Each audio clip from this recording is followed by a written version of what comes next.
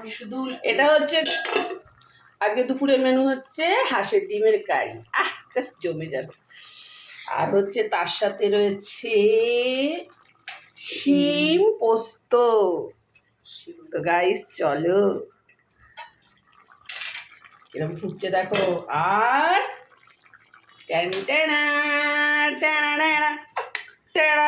বলো তো এটা কি?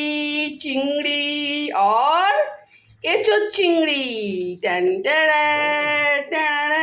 এবার তোমাদের মাঝে মাঝে মনে হবে এঁচোর চিংড়ি শীতের মধ্যে, ইয়েস, শীতের মধ্যে এঁচোর চিংড়ি আর ডিম কষা, গরম গরম ভাতু। বাবা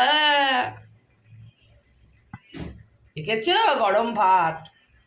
তো আজকের দুপুরের মেনু এই, জাস্ট জমে যাবে, কবজি ডুবিয়ে খাবো। আর হ্যাঁ, একটু ভাত কিন্তু বেশি নিয়েছি, কেন বলো তো?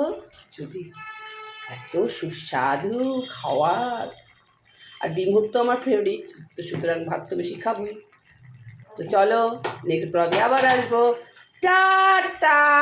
সবাই সবাই সবাই ভালো থাকবে, আর হ্যাঁ, লাইক কমেন্ট করতে কিন্তু ভুলবে না। বাই।